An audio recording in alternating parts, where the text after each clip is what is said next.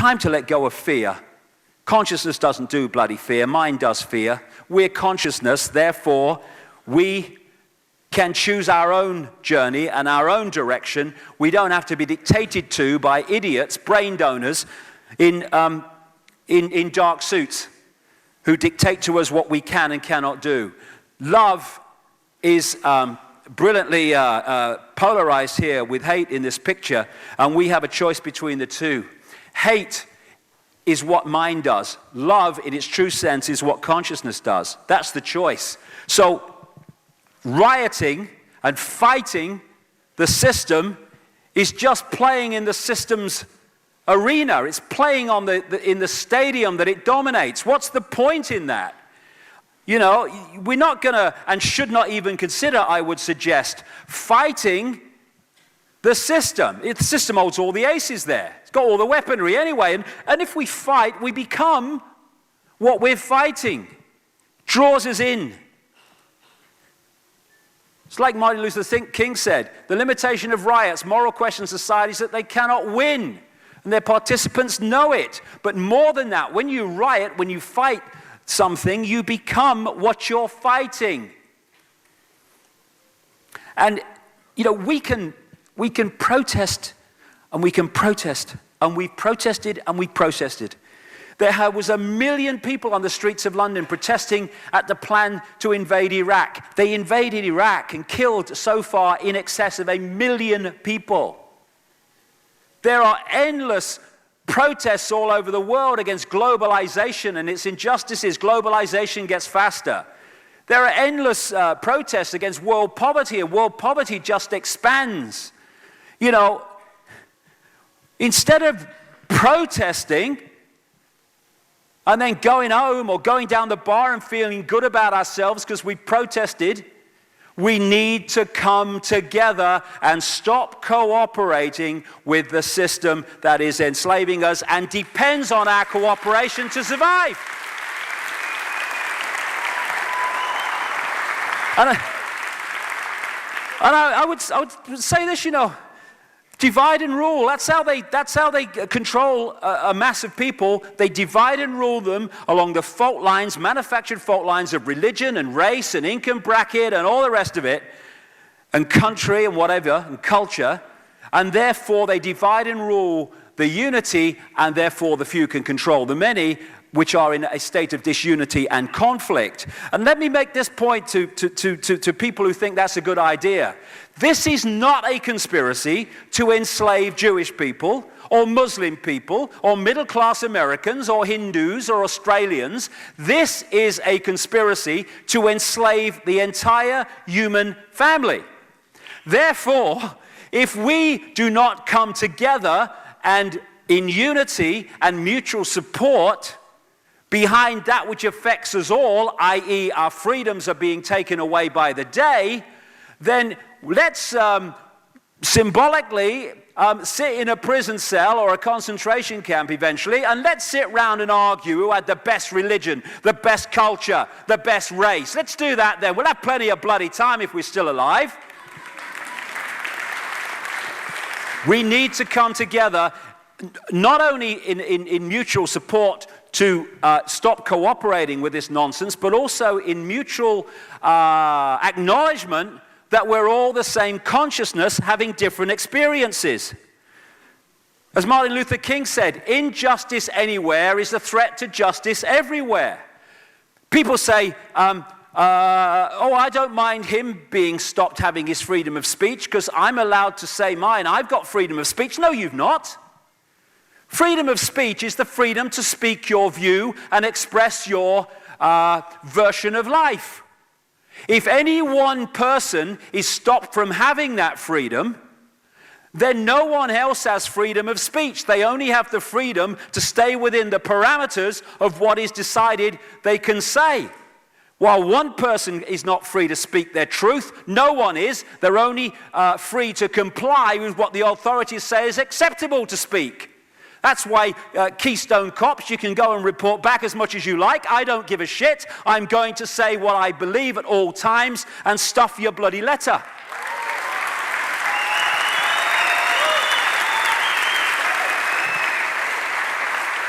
In the end, said Martin Luther King, we will remember not the words of our enemies, but the silence of our friends. The freedom can be taken away when people say, okay, they're having their freedoms taken away, but it doesn't affect me, so that's fine. Oh, and they're having their freedoms taken away, but I don't like them, and I don't agree with what they said anyway, so that's fine.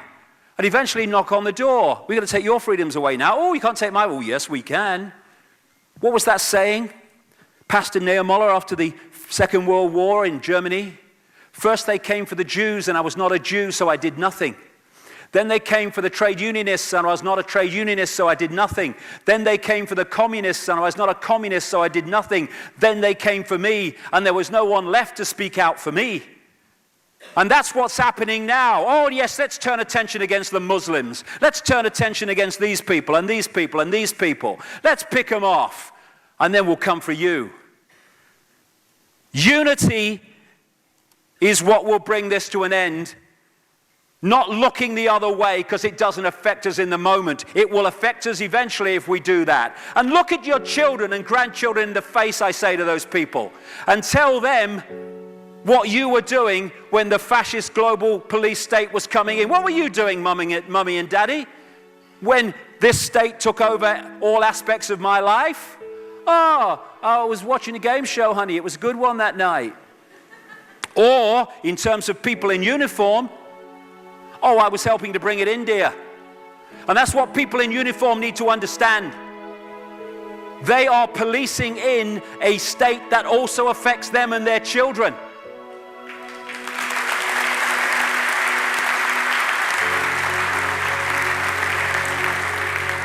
People in uniform, they think they have power. They have no power.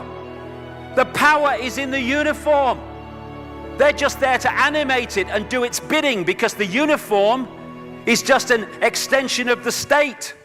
The power of people in uniform is not in them, it's in the bloody wardrobe.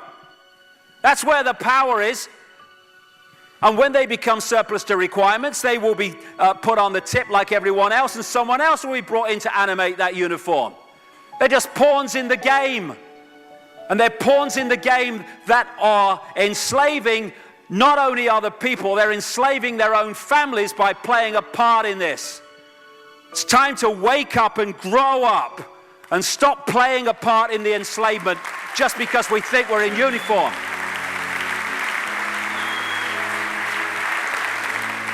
These people have families, they have children, grandchildren. But what is there to fear about them? Nothing. What is there to fear about authority? Nothing. We are consciousness. All that is, has been, and ever will be. There is nothing to fear. Whatever happens, we are always that. Mind fears because it's programmed to fear. When we're conscious, there's no fear in this. It's a shake of the head. Pathetic. Pathetic. Pathetic.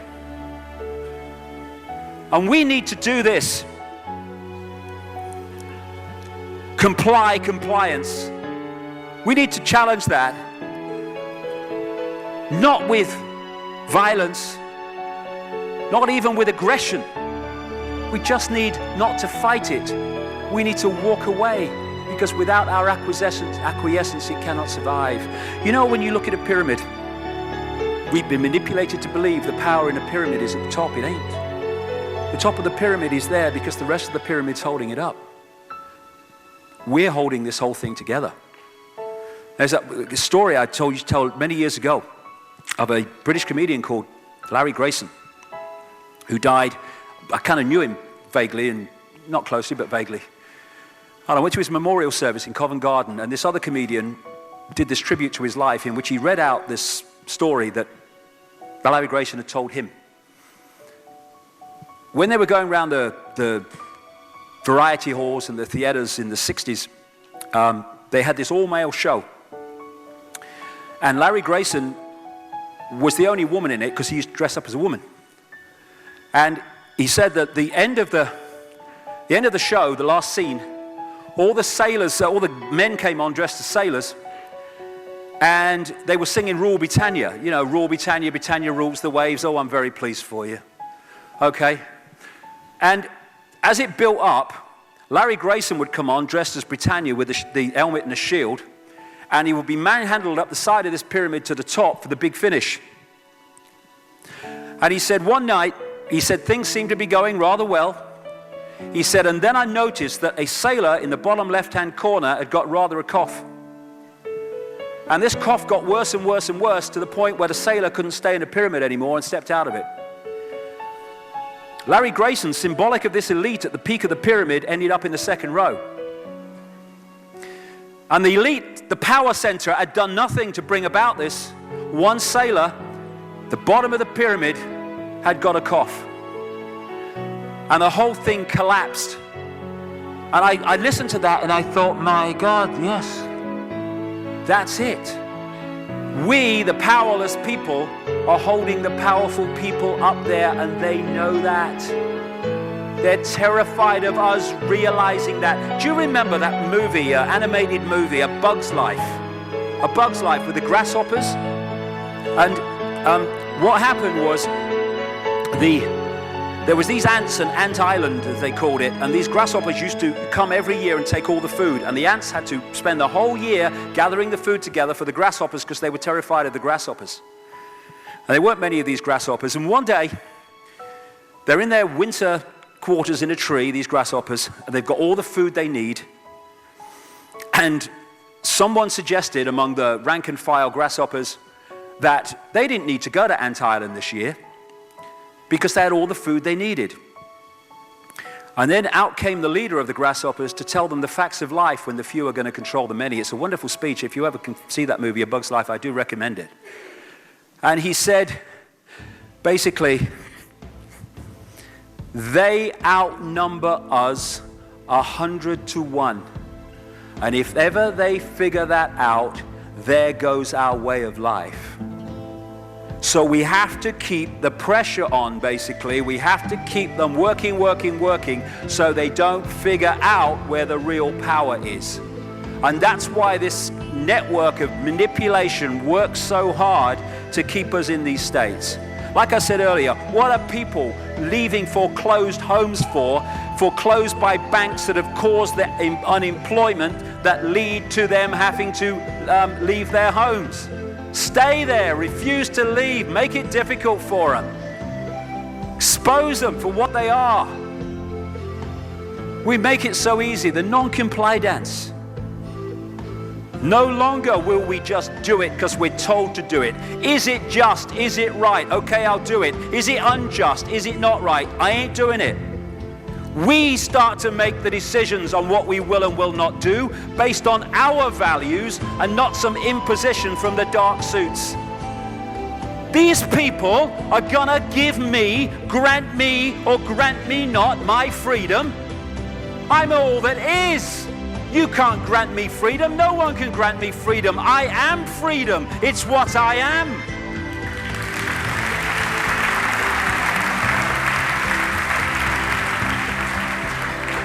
The big question, what would consciousness do? What would consciousness do in this situation? And when we ask that question, it really just changed the way we see the world. Not what would I do, mind, or right. What would consciousness do? You know, this is a great line. If it's not right, don't do it. If it's not true, don't say it. And what would transform this world overnight is if we started doing what we knew to be right in the situations we face instead of what we think is right for us in the moment. Not what are the consequences for me or what's the best thing for me, how do I get the best deal out of this? What is right? What is just in this situation? If we started making decisions based on that, the world would transform overnight. These are very simple things. If we want a world of peace, then we need to be peaceful. We don't need to fight for it. We just need to be peaceful, and we'll bring that about. If we want a world of kindness, we need to be kind, and then it will naturally unfold. We don't fight for kindness. As Martin Luther King said, it's a wonderful saying, piece of oratory. Cowardice asks the question, is it safe? Expediency asks the question, is it politic? Vanity asks the question, is it popular? But consciousness asks the question, is it right? And there comes a time when one must take a position that is neither safe, nor politic, nor popular, but one must take it because it is right. And when enough of us do that, what is right will manifest by definition. And we're in this position now where this vibrational change, this energetic change is taking place, where we can start cracking these eggshells, when we can start becoming the full magnitude of who we are, where we can be consciousness in the now, using mind to experience this reality instead of being governed by it, turning the key to let consciousness in. We're being offered this opportunity now. No longer can we say we didn't realize who we are, we didn't know we could do that. I was kind of waking up one day and I saw this earth imprisoned, and I saw this big lock and a key going in and being turned. I went on the internet just very shortly afterwards. I was looking for a picture, not this one, and that's what I saw. The picture I'd just seen in my half kind of sleep. And that's what we're being offered the chance to do now, to turn the master key called becoming conscious that will bring an end to this. It's being given to us, we just need to take it. And to take it, we need to say enough. Enough of being enslaved by these people, enough of being enslaved by our manipulated ignorance, enough of being enslaved by the fear of being who we are.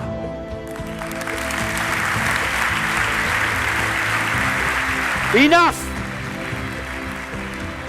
It is time to fly. It is time to fly. Thank you very much.